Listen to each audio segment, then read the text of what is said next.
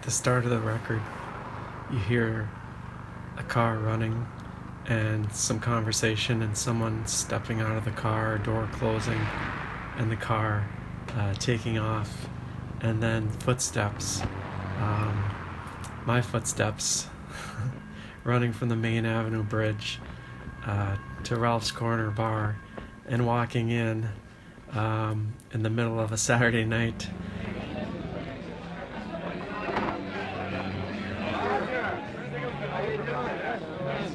And it captures the essence of the moment, I think, for the record, because here was a noise rock band from Ralph's Corner Bar, and now they're throwing a new order-like curve into their music.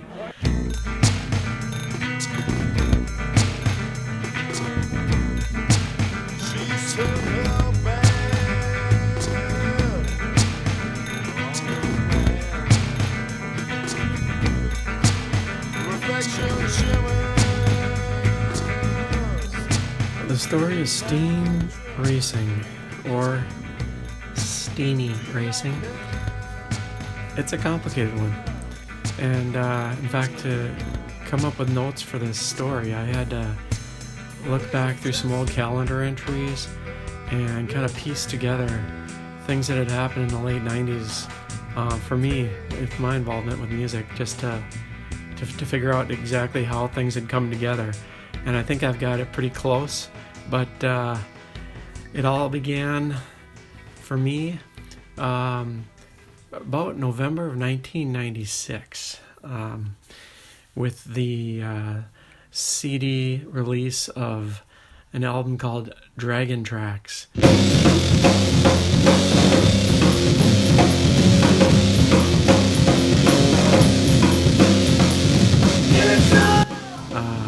Not to be confused with the Dragon Tracks, which was a yearly production by the Moorhead State University Music Department. I could tell some stories there too. But this was, I believe, Phil Leach and the guys from Meat Records. Kind of a spoof on the name anyways.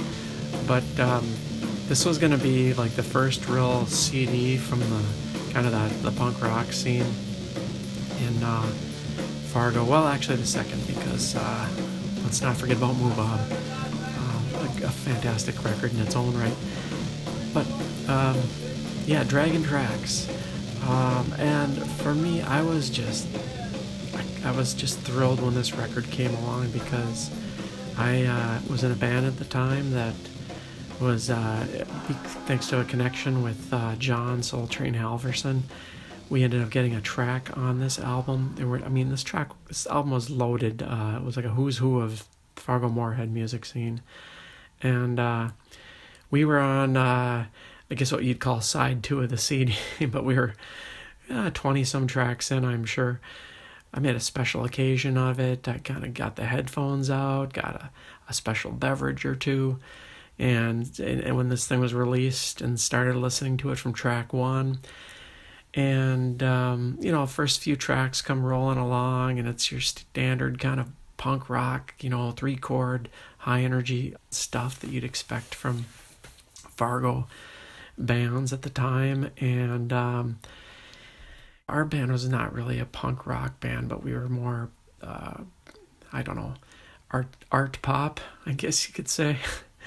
And so I was looking forward to our track really being kind of a standout track on there as far as something different. And then track 6 hit. It was one of those things where right from the very first chord of that song, it was like, okay, this sounds nice.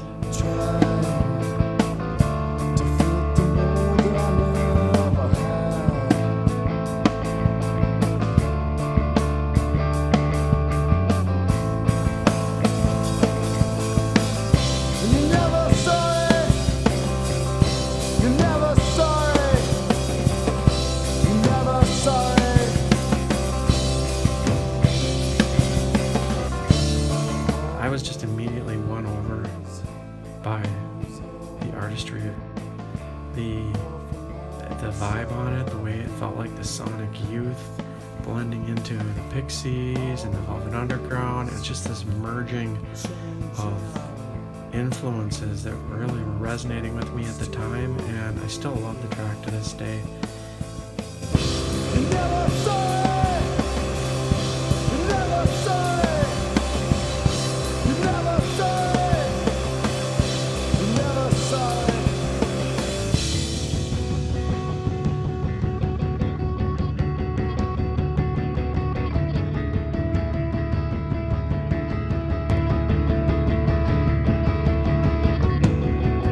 As this Stene Racing track unfolded, it was just clear that this was like, what do you call that?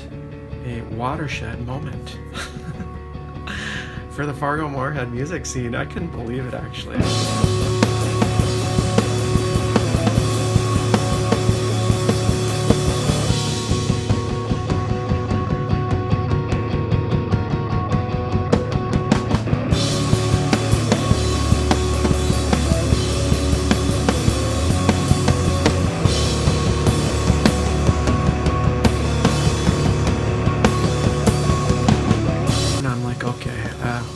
Anyways, and look at the artwork on there and the track listing, and it's like, okay, who is a Stene Racing song called Licorice Tuesday? And that was probably my main takeaway from that whole record was Stene Racing. These guys are amazing. How is it possible these guys are in this town even? And then I thought, well, maybe they're not. Maybe it's one of those things where somebody has a friend of a friend that these guys are out in Boston or maybe San Francisco. But the next week, I spent the whole week talking to all my music contacts in town and coming up empty-handed. No one knew anything about Stene Racing. And it wasn't until I bumped into, ironically, Pat Crary, because Pat, I had just, played drums with him the week before. We were in a band together. And I was telling him about the Dragon tracks, and he's like, oh yeah, Stene Racing, yeah, I just played with those guys last week. And I'm like, wait a second, you not only know these guys, you played with them? And he's like, oh yeah, like they need a drummer, and I just was happened to be around after a party or something like that. And so anyways, I was like, you have got to introduce me to them. And that's kind of how it happened, actually.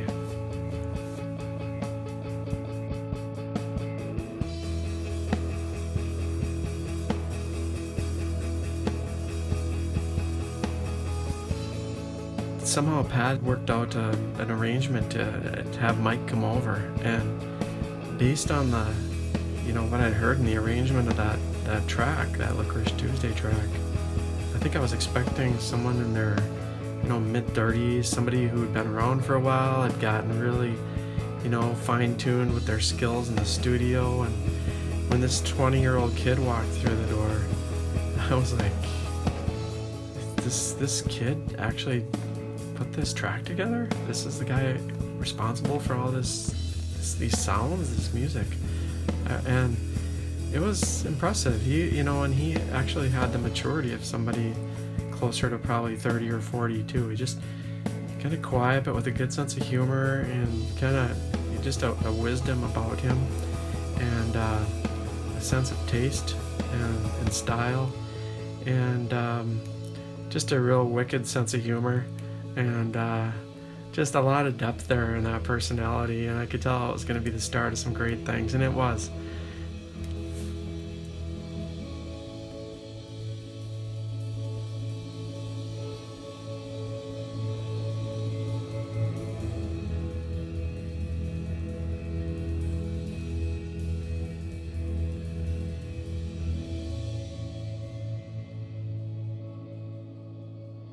Especially hanging out over at Mike and Chris's place there, behind Kirby's, the old Kirby's there.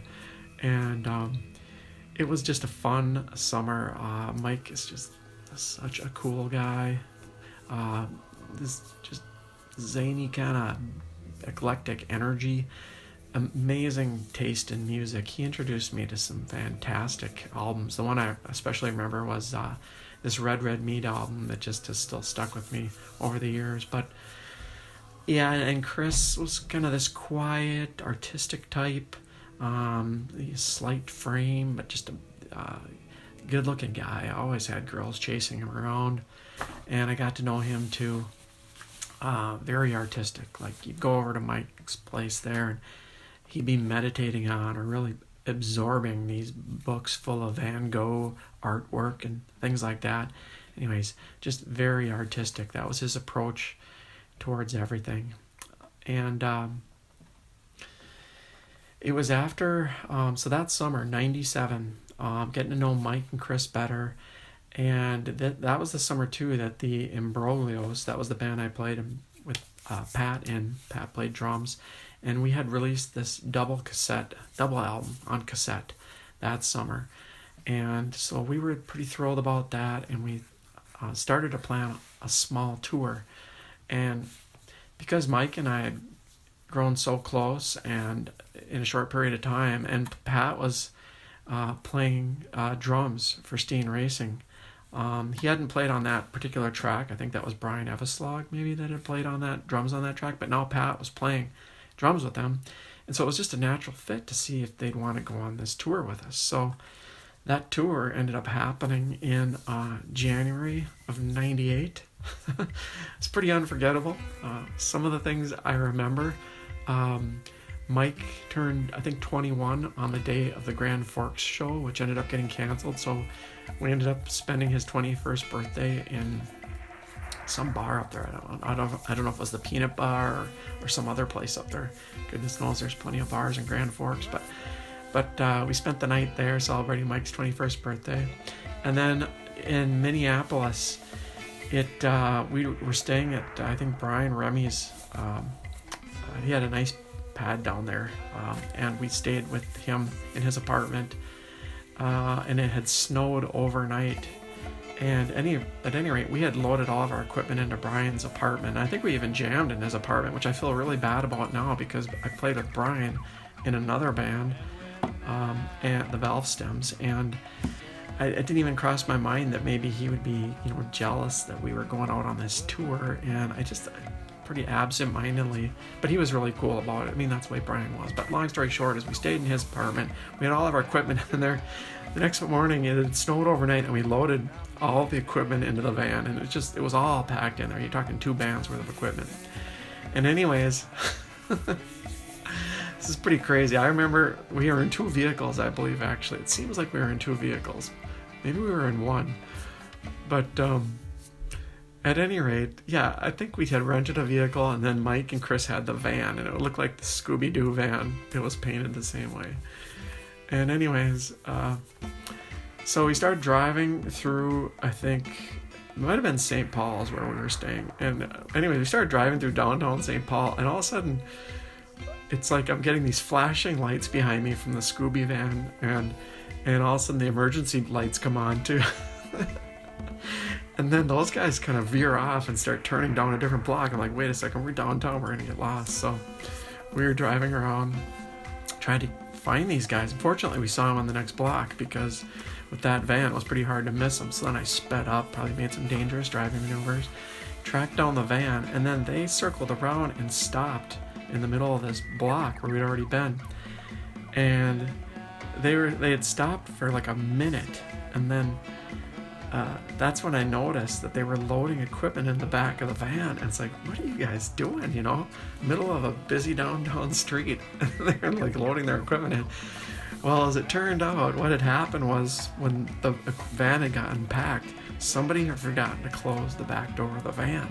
And when they had taken off, a bunch of the equipment had fallen out, specifically Chris's bass amp. And anyways, they had driven for a while, and then I guess they must have noticed a draftiness or something in the van, and then they're like, whoa, the back door's open and our equipment's falling out. So somehow we were able to recover all the equipment, and the amp was all right, but it was just kind of a crazy crazy trip out of town there. So then being able to watch Stene Racing play on that tour was, which wasn't a big tour, it was like half the dates got canceled, and I think we ended up playing 3 shows, in total. And it was just watching those guys play. You just really enjoyed it. It was mesmerizing, actually, it really was. And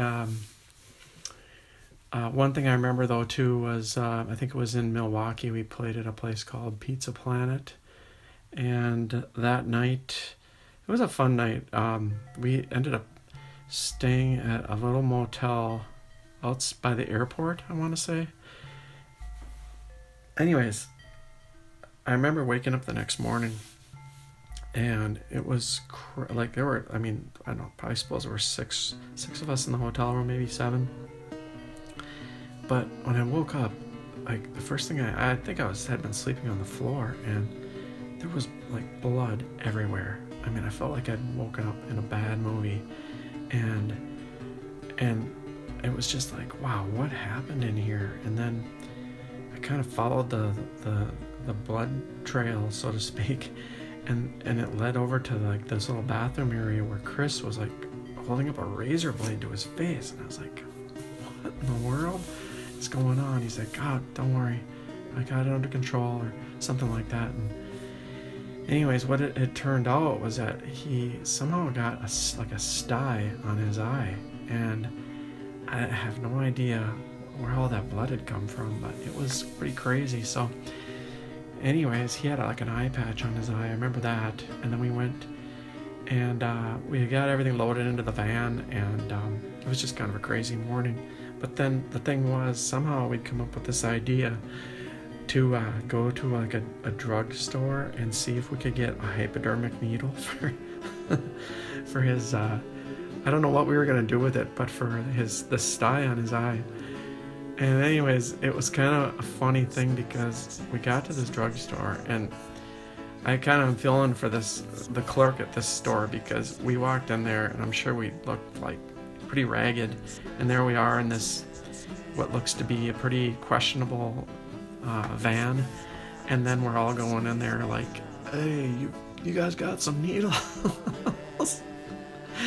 And so they flatly refused that, and so yeah, we went on our way up to Duluth, where actually the guys ended up playing that night. I think we played at RT Quinlan's in the basement there, and they were amazing as ever. I think Chris played with an eye patch, and he just, seriously, he was like an artist with the bass. His bass lines, you can really hear that in the music. So anyways, on a little bit of a tangent there, but I just had to share a couple tour highlights. So yeah, after that tour, heading into the summer of '98, some things started to come together. I had put together a little zine and was starting work on the second issue, and I realized how much a computer could help with that. And fortunately, my friend Dan Shepard, and this was back in the days when getting a computer could be a major ordeal. Like, you had to like put pieces together, and which he helped me put one together, and it was just huge because this thing had a CD burner on it, and it could burn a disc within an hour, which was amazing at that time. So anyhow, this was key because earlier that year, Donnie Renner had introduced me to his Schizoidal Grove project, which is going to be the first release for a label that I was starting called Coach and Six. Anyhow, doing the zine and working on getting that first record out, it was so much fun, and it was like, well, what's next? We should do another record. And loving Stene Racing and having gotten to know Mike and Chris and having toured with them, it just made sense to give Mike a shout.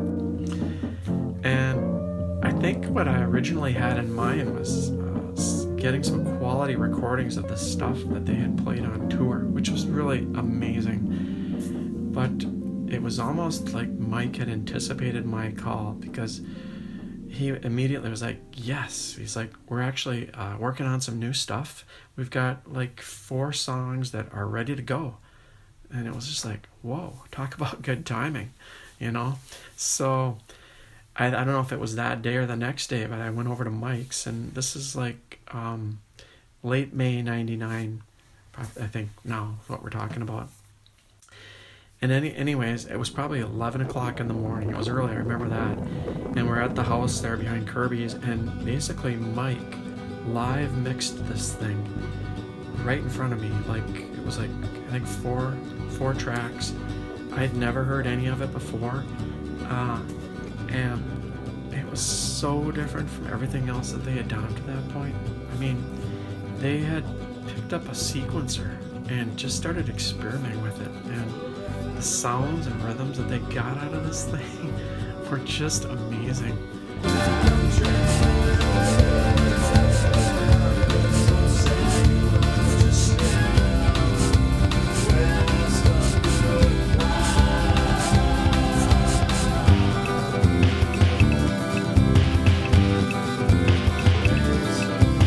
And yeah, to get a sense of if you're just throwing on a pair of headphones and take a listen to track 2, 90 Days, and you'll be blown away by the artistry of these tracks. It's like the fall meets My Bloody Valentine or something like that.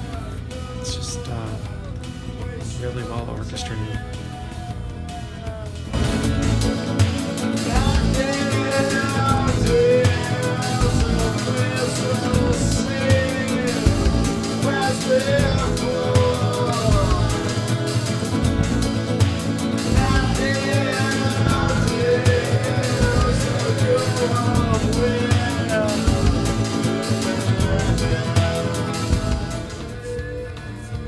It was such a left turn from everything that they had been doing, and it was so cool. It was such a great progression. Each track in its own way is an artwork, really. I think about Chris's, how he just would absorb these books full of art, and that's kind of how these songs were in a way for me. I just absorbed listening to them.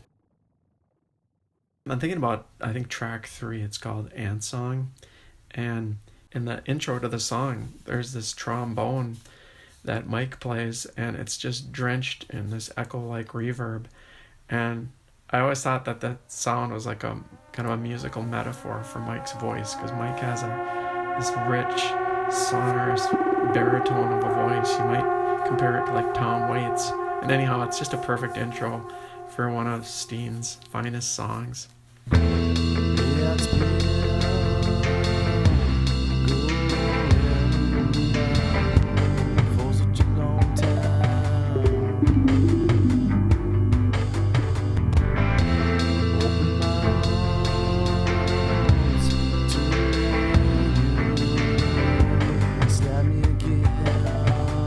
The sonic palette on the record is incredible, and that had been Stene's kind of big track on the tour, actually. In fact, I remember on the kickoff show at the back room at Ralph's, this song, and it sounded completely different. The song kind of comes in really mellow and quiet through the first verse or so, just kind of quietly building, and then the chorus would kick in, and Mike would switch in the channels on his amp, and he had this vintage Silvertone amp set up for like the most killer, just overwhelming tone. And so when that chorus hits and he throws open that channel on the amp, it's just so loud and overwhelming, just melting everyone's faces off, and just an amazing song too. And I remember actually that kickoff show at Ralph's, because I think it was John Shipley who came up to the stage and was like, "Man, can I sing for you guys?" And it wasn't because Mike couldn't sing. It was just that they were obviously such a cool band, amazing band, and it would have been killer to be a member of the band. And anyhow, that was one of the cool surprises of the record, was this song. And in the big chorus section, instead of a tidal wave of guitar, it was these dynamic voices and brass treated with some very artistic echo.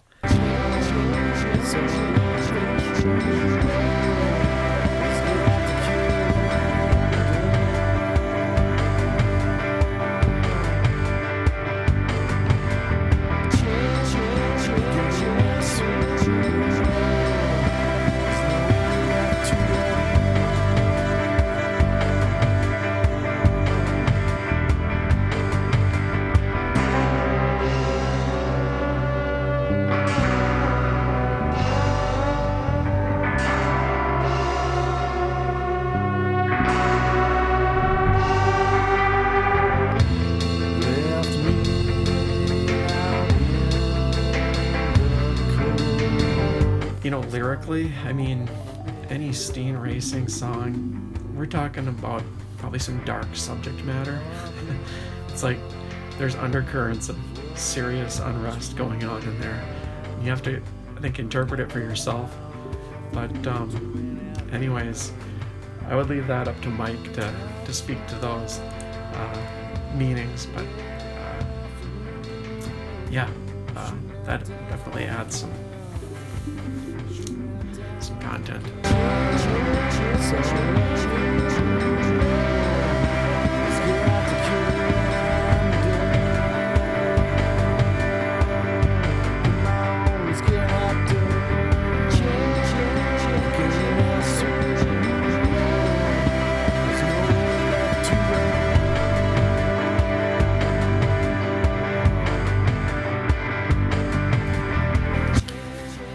So then, after having the recording, the initial tracks, we had kicked around some ideas on possible samples for between the tracks on the album. So, yeah, one Saturday night, I threw a battery-powered cassette recorder into a backpack, taped a mic to the outside, and walked into Ralph's Corner at about 11 p.m. with the record button on. And wouldn't you know, I walked through the door, and there's Carl Qualley from Orange 17 with a group in a booth a little way down the bar, and you can actually hear him on the recording. He's like, "Roger!" And so, if you listen closely in the intro, yeah, you can hear that. And actually, if you crank it up, you can on the intro, you can really get a sense of what Ralph's Corner sounded like on a typical Saturday night.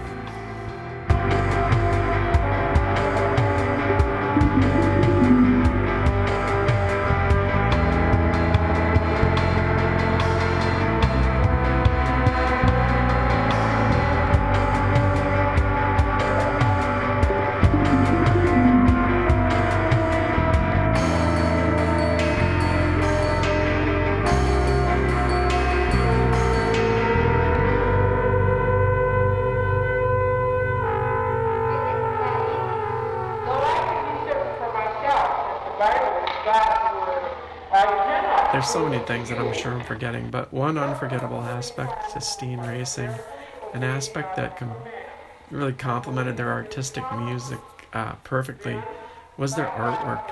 Their album covers, their show posters, I mean, everything they did, like, they did that on like a visual side that just stood out as very distinguished, like artwork, and that was Amber Fletchock. That was Mike's girlfriend at the time, and she just added a ton to the vibe of that band. They just had everything going for them. And then the closing track, Barrett Patch, and that's another one of those tunes. It just hits at a certain angle, and it's almost as if it was like an update on that, I think it's called Friends on Led Zeppelin 3. Like if Bonham had come back as a drum machine.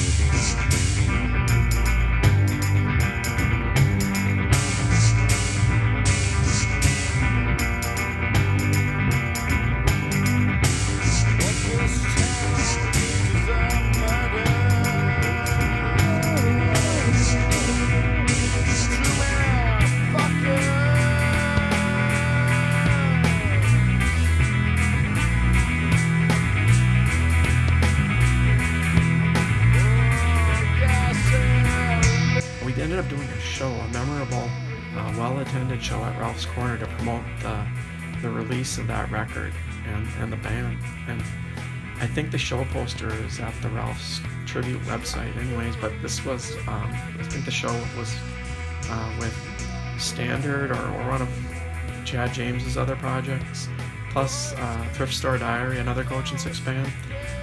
But I'll never forget all the comments from people who had heard Stene Racing before, and we're now blown away by the transformation through this new record. I mean, it was really cool.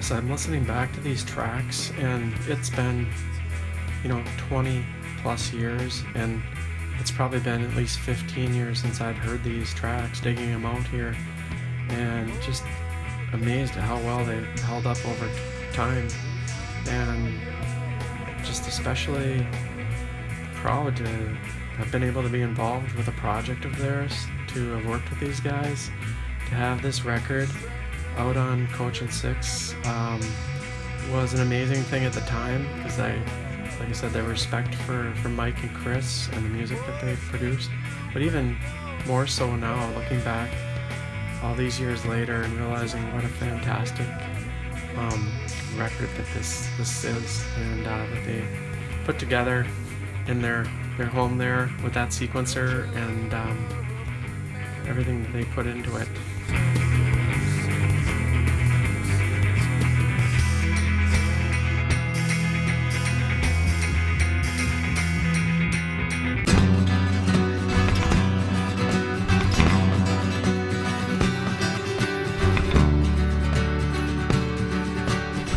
These guys had gotten into a professional studio and brought all their talents and resources together and actually had, a real record label doing real promotion behind them. Like if they had been in Chicago, LA, or New York, I'm certain these guys would have gotten, snapped up and produced, and people everywhere would be talking about Stene Racing still.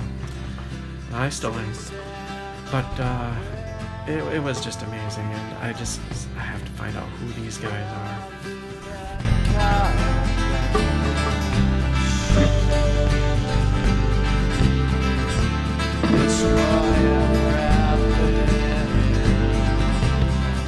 And Mike and Chris, Stene Racing went on to further amazing achievements.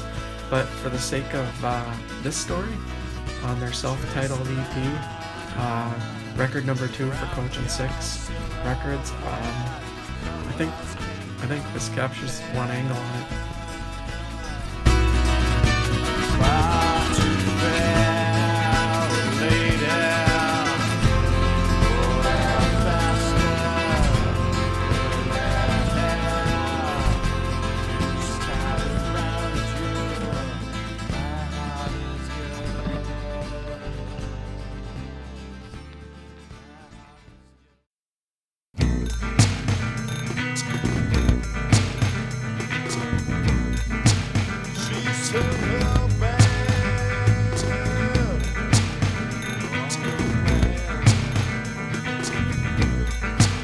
Reflection shimmer.